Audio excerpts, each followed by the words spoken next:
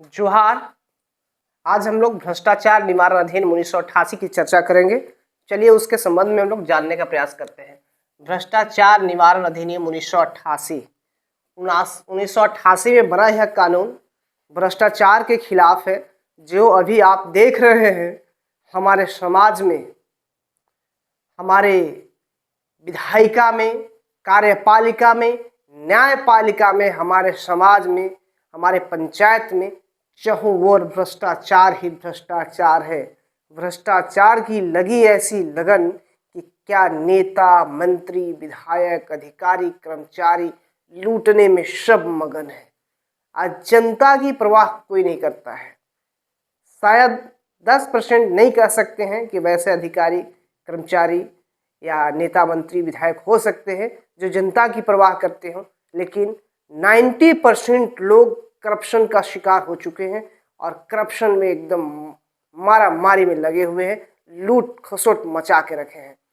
इसी को लेकर 1988 में अधिनियम बना था और जो अभी कम प्रभावशाली दिखाई पड़ता है, इसका उपयोग कहीं कहीं की हो रहा है लेकिन पूर्णतः नहीं हो पा रहा है।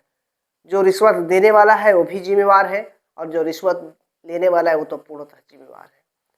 अधिकारी, कर्मचारी किस प्रकार कुंडली मारकर बैठ गए हैं और भ्रष्टाचार को बढ़ावा दे रहे हैं, भ्रष्टाचार कर रहे हैं। आइए इसी से संबंधित हम लोग कुछ महत्वपूर्ण धाराओं को जानने का प्रयास करते हैं, जिससे कि हमें अपनी बातों को बिना डर भय लाग लपेट के रखना जरूरी है कि आप एक लोक सेवक हैं और आपका कर्तव्य है हमारी समस्याओं का निदान करना, हमारे कार्यों को निष्पादन करना, बिना किसी उपहार के, बिना किसी रिश्वत के, बिना किसी घूस घास के। आइए शुरू करते हैं, देखते हैं। सबसे पहले जो महत्वपूर्ण धारा है वो है धारा 7। क्या कहता है? जो कोई भी लोक सेवक कहने का अर्थ यह है कि जनता का सेवक, जनता के जो कार्य है उनका उस सेवा करने वाले हैं, सरकार के अधिकारी हैं, कर्मचारी हैं। तो वैसे व्यक्ति को हम लोग लोक सेवक कहते हैं जो जनता की सेवा के लिए तत्पर है, समर्पित है। तो जो कोई लोक सेवक द्वारा अपने पदीय कार्य के संबंध में वैध पारिश्रमिक से भिन्न उपहार या परितोषण ग्रहण करता है तो उसे दंडित किया जाता है, जो दंड 6 माह से 5 वर्ष तक का कारावास निर्धारित किया गया है। वैसा कार्य जिसमें आपको करने के लिए उसे, तो जो कोई भी अधिकारी कर्मचारी है उसे सरकार के यहाँ से पारिश्रमिक मिलता है, अर्थात वेतन मिलता है, वेतन भत्ता उन्हें मिलता है।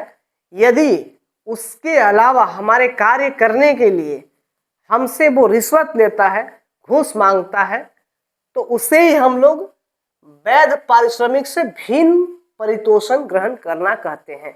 तो जो घूस लेता है, जो रिश्वत लेता है, उसे इस धारा के तहत 6 माह से 5 वर्ष तक की सजा होती है।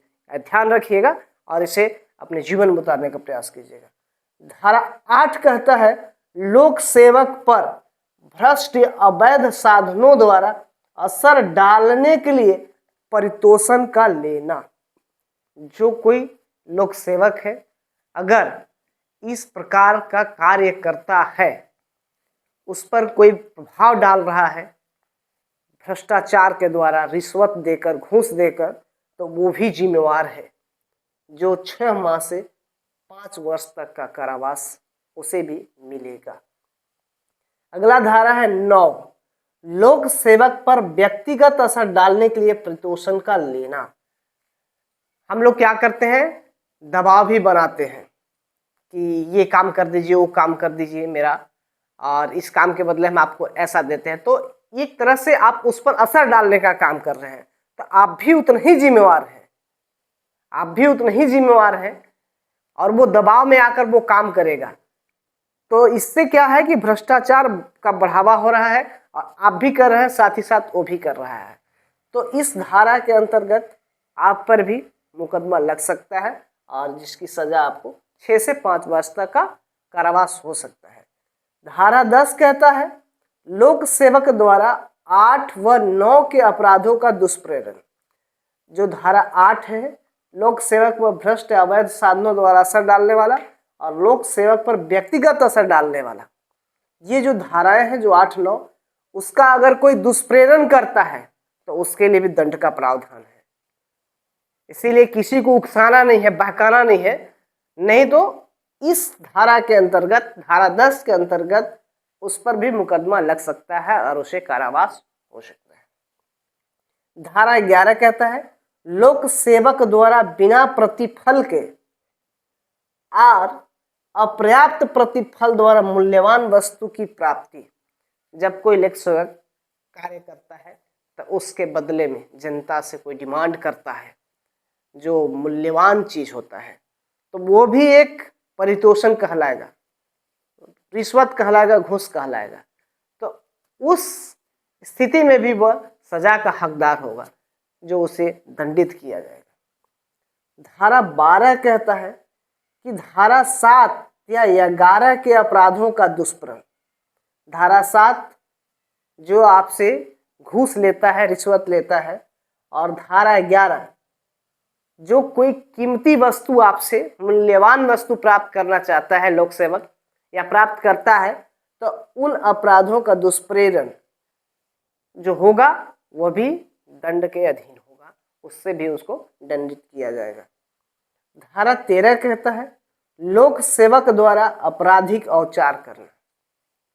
आपराधिक औचार का मतलब होता है कि दुर्व्यवहार करना, आपके साथ ऐसा बुरा बर्ताव करना, जैसे कि आप यदि इस बात को रखने जाते हैं कि आप हमारे साथ ऐसा नहीं कर सकते हैं, आप हमारे साथ दुर्व्यवहार कर रहे हैं, दुराचरण कर रहे हैं, तो वो आप पर भड़क जाता है।